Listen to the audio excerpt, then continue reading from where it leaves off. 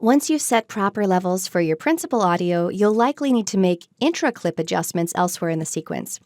For example, we have our music here, and there are some places where people aren't talking where I want to bring the music a little bit louder.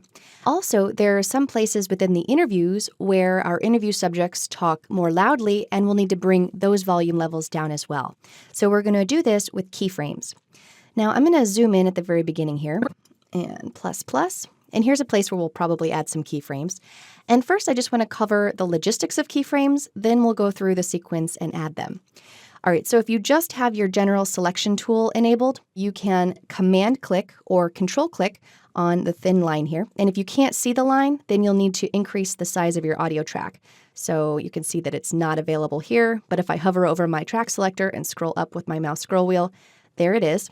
And so command click and command click will allow me to add those keyframes. Notice that when I hover over my keyframe, I get a pop-up telling me what my volume level is at. So here I'm at negative 21.82 decibels.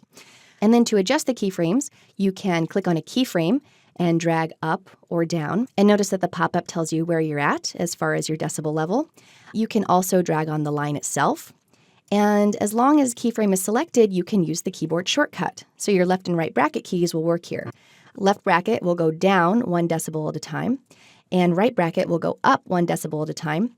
If you add shift to that, it'll go 3 decibels at a time. So shift right bracket will go up 3 decibels at a time, and shift left bracket will go down 3 decibels at a time.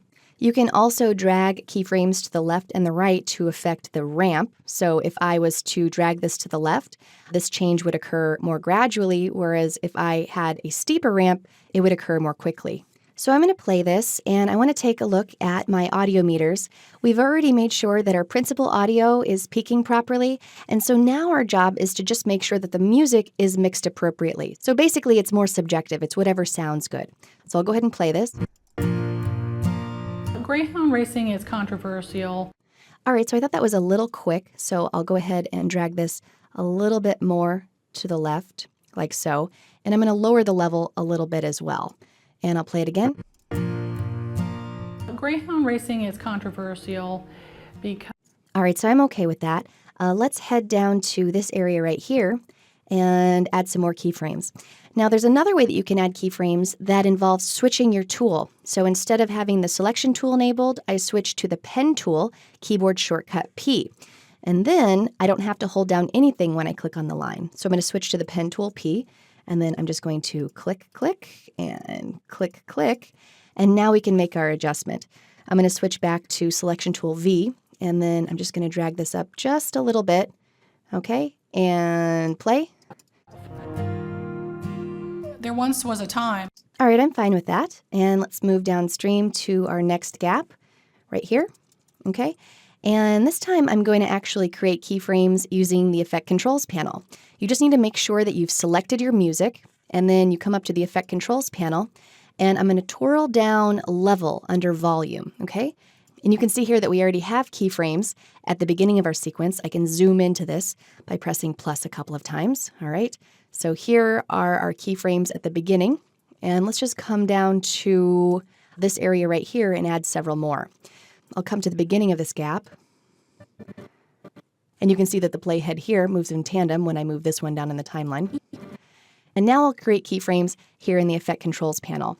I can click on this button here, and you can see that I'm at negative 21.8 decibels at this point.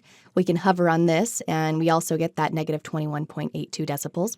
And then I can come downstream a little bit and add another keyframe. And we'll come down here and add one more. And then finally another one right here. And I'm going to zoom in a little bit so that I can see this a little bit better. So we have 2 pairs of keyframes. And if I wanted to adjust these middle 2, I would just select them. And let me give myself a little bit more room here. Select them, and I'll just click and then shift click.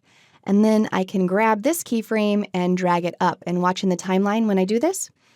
And you can see in the timeline that it responded accordingly. Now, adjusting keyframes in the Effect Controls panel is a little bit awkward, but it does have its uses. You have the ability to jump from keyframe to keyframe here in the window, and this can be useful when you need to dial in a very specific value. All right, so if I wanted to come to this keyframe here and say that I wanted it to be -7, and then I wanted to come to this one here and also have that at -7, it's very easy to do that within the Effect Controls panel. If you're being organic about it, it's easier to do in the timeline.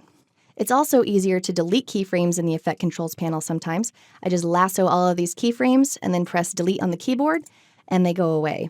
Otherwise, you have to kind of do it one by one down here in the timeline. You just click and then shift-click on the ones that you want to delete, and then you can delete those. I'll undo that, though, and let's take a listen to see what we think. People think it's a little intense, so let's bring that down. I'll go ahead and just park right here in the middle, and I'll highlight these two keyframes like so, and I'll use my left bracket key and bring that down just a little bit. And you can see that now we're at -9 decibels, and this should be better. people think they're just. Now, one other thing you might like to do is change the keyframe interpolation. Let me zoom in just a little bit more. And if I right-click on this keyframe, it's at linear. But say I wanted to change that to Bezier. That gives me those little direction handles, so I can manipulate those however I like. Let me undo that. I can also perhaps change it to hold, which is going to make an abrupt change from keyframe to keyframe. But linear is just fine for me here. And let's just continue on a couple more changes. And rather than do these next few gaps, I'm going to come to these markers that I've made because I want to show you how to do keyframes on the actual dialogue. Let's take a listen here and look at the audio meters as I play this. Pets. So at that point, rescue groups started popping up. So she speaks a little bit loudly at the beginning there, and you can see that. So let's just keyframe that. I'm going to increase the size of my A1 track so I can see my line. And I'm going to Command-click here and here, and we'll just bring that down a little bit. And I'll play. So at that point, rescue groups started popping. All right, I think we solved that. And I have one more down here where we're peaking. And I'll zoom in, and let's take a listen. This looks like it's really spiking here. I would pick up the leash, and he would look at me. And we've actually gone above 0, as indicated by this red warning here. So again, I'll Command-click here and here, bring this down, and see where we're at. I would pick up the leash. A little bit more, so I'll left bracket that down a few more decibels. I would pick up the leash. All right, great. So I can keep going here, but hopefully you can see that audio keyframing is really essential to creating the proper balance between various elements in your sequence.